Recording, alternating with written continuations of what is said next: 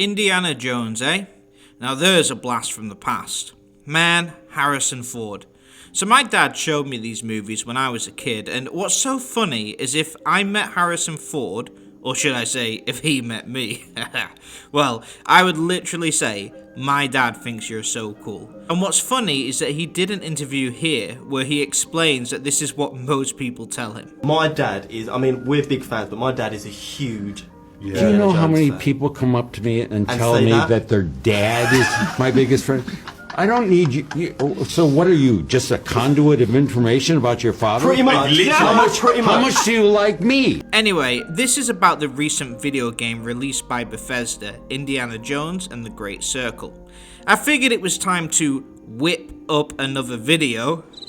I mean, I have to take my hat off to Bethesda with this one. No, seriously, I was worried that it would be, pants? Okay, geesh, tough crowd. So I had the pleasure of playing this game recently and I was pleasantly surprised. The game was a good entry overall, and it's not just me saying that. A lot of game reviewers have said the same. But what does this mean for Bethesda, if anything? Well, I'll explain whilst also giving my opinion on the game.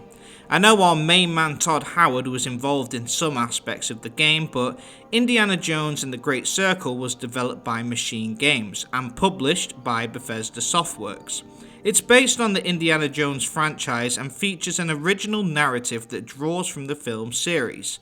So, in this video, I want to explain how the game came about, its history and production, give my mini review, and then discuss what this means, if anything, for Bethesda in the future.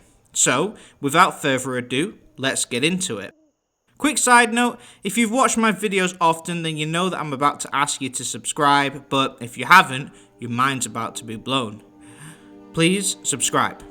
There, bet you didn't see that coming. Alright, let's get into the video.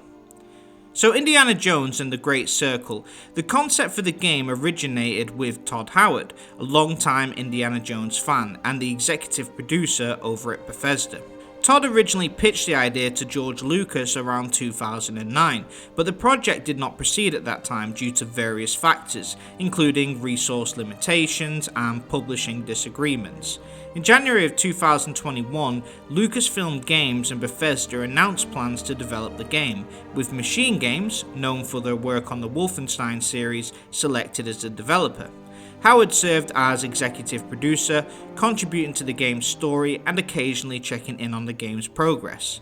The development team conducted extensive historical research to ensure the game's settings were grounded in real-world locations, whilst allowing creative liberties to infuse them with adventure and intrigue.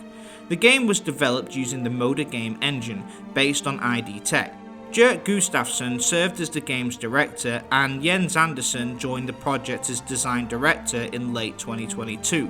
The development team included more than 20 developers who previously worked on The Darkness. The game features a first-person perspective, chosen to fully immerse the players into the role of Indiana Jones, and to distinguish it from the other big adventure relic hunting titles, like Uncharted and Tomb Raider. That being said, if you've played those two, it's impossible not to think of them as you play this. The game uses Harrison Ford's likeness for Indiana Jones, with Troy Baker providing the voiceover work for the character. Indiana Jones and the Great Circle has garnered generally positive reviews from most critics, and currently has a Metacritic score of 90 out of 100. Now, just to give you my personal review on the game, starting with the story and atmosphere.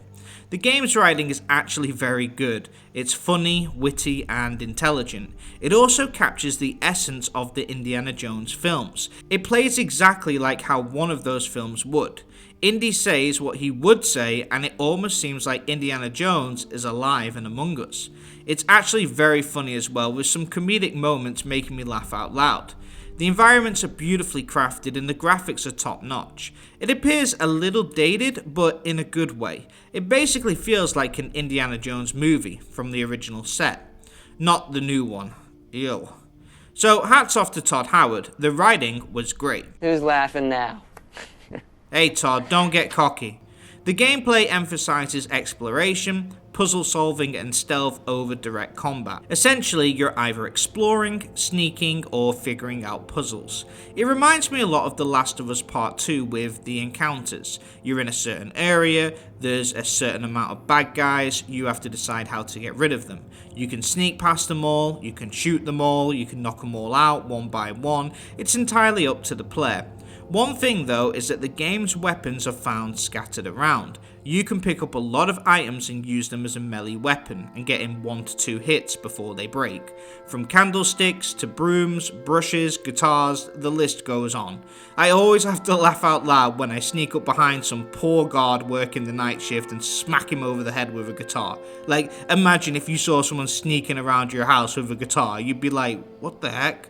So it balances seriousness with comedy a lot of the time.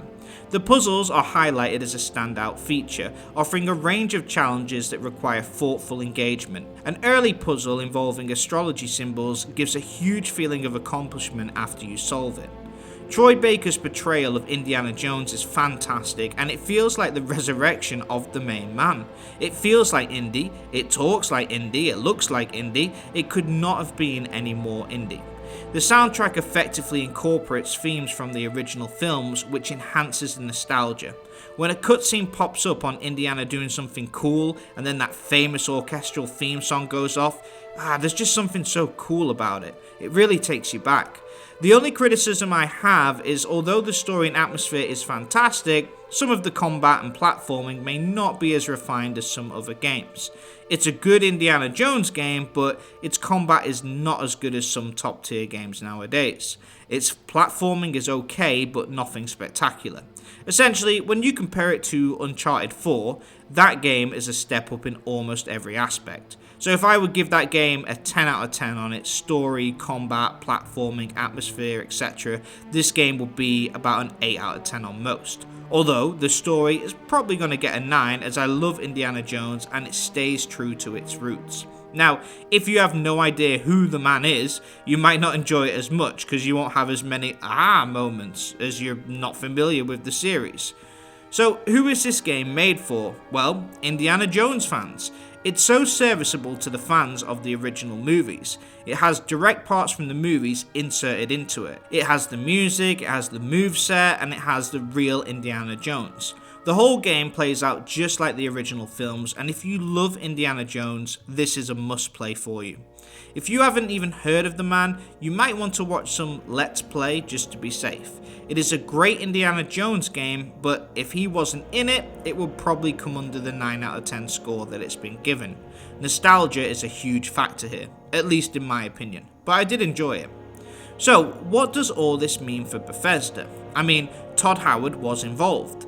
After the underwhelming Starfield, the disastrous Fallout 76, and the unacceptable Shattered Space, does Indiana Jones and the Great Circle indicate any potential impact on Bethesda Game Studios? Well, no, not really.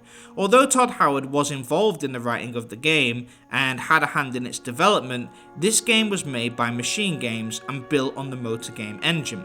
Bethesda use their infamous creation engine and they create their own games. Although Todd Howard had a hand in it, this isn't really a Bethesda game.